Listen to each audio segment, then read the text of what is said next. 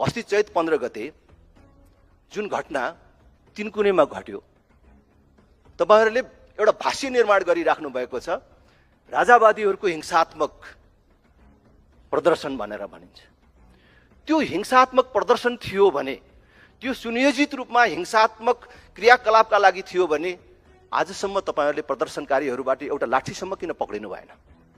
मैले सार्वजनिक स्थलमा पनि सोधेको छु र आज यहाँ पनि सोध्न चाहन्छु। त्यो हिंसात्मक हुनको लागि त प्रदर्शनकारीहरूसँग बन्दुक हुनु पर्थ्यो, खुकुरी हुनु पर्थ्यो, उनीहरूसँग लाठी हुनु पर्थ्यो, ढुङ्गा हुनु पर्थ्यो। तपाईहरुले के पक्रिनु भयो त? अहिलेसम्म अनुसन्धानको क्रममा त्यस्ता केही चीजहरू फेला परे। 746 राउन्ड अश्रु ग्यास चल्यो र त्यो भन्दा बेसी थियो भनेर भनिन्छ। त्यो पनि म्याद सकिएको अश्रु ग्यास। त्यो के दुर्गा परसाईले, रविन्द्र मिश्रले, धवल शमशेरहरूले चलाएको हो? प्रदर्शनकारीहरूले चलाएको हो? विभिन्न तहका गोलीहरू 250 राउन्ड भन्दा बेसी त्यहाँ प्रहार गरिएको छ। त्यो प्रदर्शनकारीहरूबाट कति राउन्ड चाहिँ प्रदर्शनकारीहरूबाट भएको हो?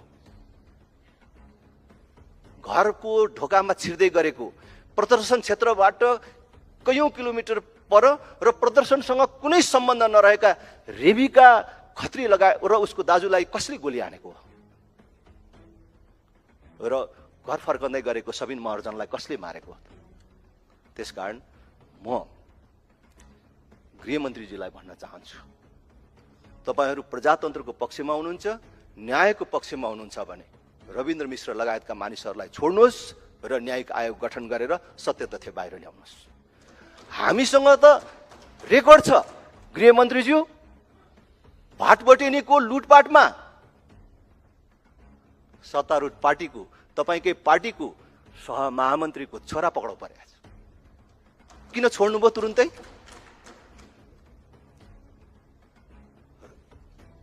तपाईको नेताको छोराले रक्सी लिएर गयो, उसले ल्याएको मान्छेले म रक्सी खान्न, मलाई कपडा काम लाग्छ भने कपडा लिएर गयो। पछि थाहा भयो तपाईहरुले पक्रिँदाखेरि, तपाईको पुलिसले पक्रिँदाखेरि भिडियोमा हेरेर पक्रियो, तर पक्रिँदा त नेताको छोरा रहेछ।